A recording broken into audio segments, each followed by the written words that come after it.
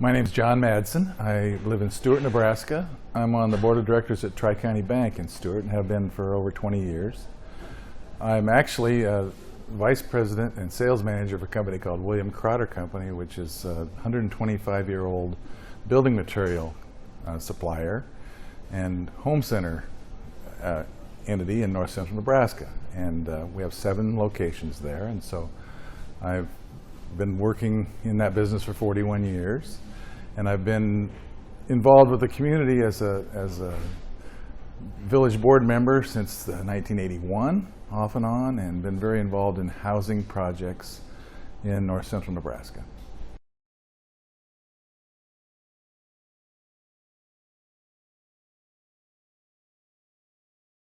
When I moved to the community in '75, there were already some initiatives started by the people that were there to improve housing for all the residents in the community. They were having some funding issues at the time and trying to figure out a way that they could make an impact in trying to improve the housing. They just built a nursing home and had formed a group to do some rental projects back in about '72 and '73. Well, when I came along in '75, we got more active in working on the rental units and made an application to, at that time was Farmers Home Administration, to build some duplexes with some federal funds so that we could enhance the availability of some homes for elderly people, which at that time we were thinking might free up some homes for single families. And so that was the first thing that we did. And then in 1981, I became the village board chairman, and we found out that our town showed up on a list of blighted communities that HUD had put out. And so we knew that we had a good opportunity to apply for some funding from the State Department of Economic Development for housing rehab, and we were successful in getting one of those, $250,000. We had great success with that. I think we rehabbed 22 houses the first year and went back to them the second year and said we need more money. They gave us another $150,000.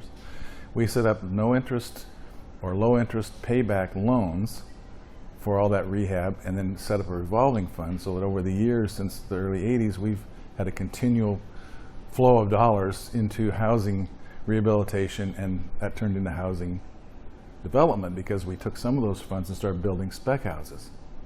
So we built 8 spec houses and sold them to locals that really have been very successful in getting a lot of young families to live in our community. And it's really helped keep our population base up and keep the population of our school district pretty high, because these people came in and we provided nice new bedrooms for them to live in, and so they stayed in the community and have grown the community because of that.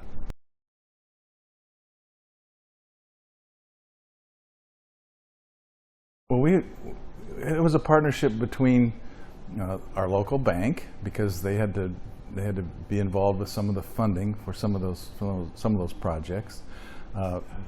Obviously the village board, the state, and local material suppliers and vendors like myself and others in the community, and the local builders, because we had to have people that were willing to take on the responsibility of doing the work. And it was a perfect storm for us, because we had a number of young people that had gotten trained, like at Northeast Community College, in the trades, and they came home looking for jobs and were able to take off and start doing some of those remodeling jobs at the time back in the '80s. Well, now they've grown into full-fledged construction companies.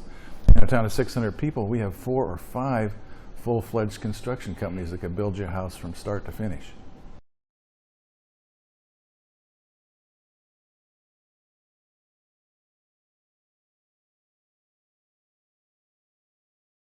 Well, I'm a little bit frustrated because there's such a crisis, or seems to be such a crisis, but I'm encouraged by the fact that so many different groups now are seeing that housing really is economic development. And for a long time, people had a hard time wrapping their arms around that.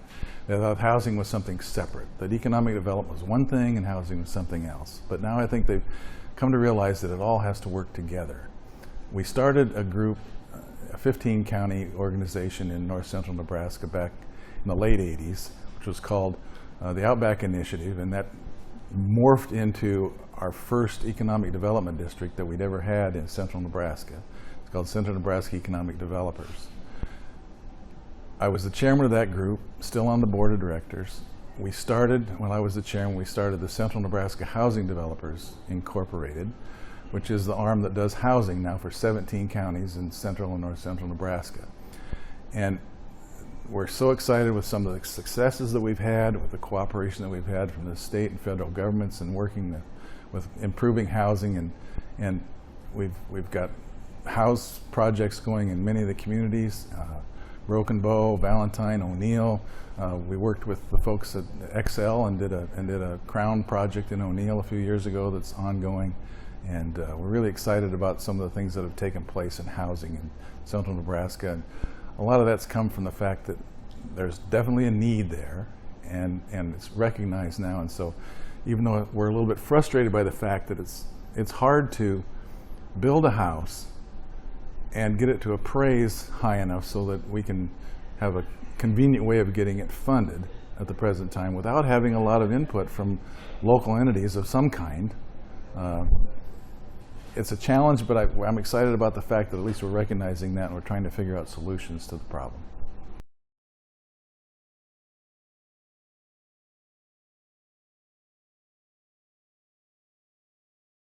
The best lesson is you just have to get everybody in the community thinking about housing. And if you have an issue with housing and a shortage of housing, it's easy for people to identify that as something to get behind. And we were very fortunate with that back in the 80s because we were in that situation. And we formed our Stuart Development Group in the late 80s, and we did a lot of work in getting all kinds of people involved from all walks of life and all different income levels. And we still only charge $25 a year to be a member of our group. And so we've got like 25 or 30 members every year, 12 people on the board. We get together frequently and work on housing issues and try and make an improvement of our neighborhoods. And we continue to work with the village board in doing infrastructure development for some new lots. We just put in 5 new lots within the last 3 months. 3 of those lots are sold. We're building houses on 2 of them. And just this last week, we had a fellow that owns some property on the north side of town that's willing to open up another block for housing development. So hopefully we'll have another 4 lots available. So the future looks pretty bright as far as getting more houses built, and a lot of it comes from the fact that there's been a lot of people in the community working together from all aspects to make it happen.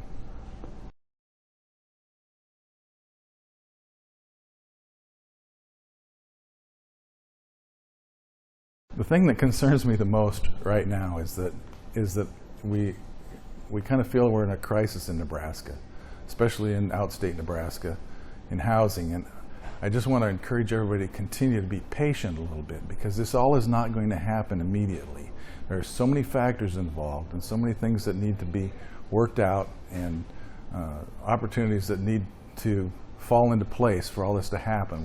We don't want to rush into something that's going to turn into a negative. We want to be patient enough that we make the right moves going forward so that we can solve the problem.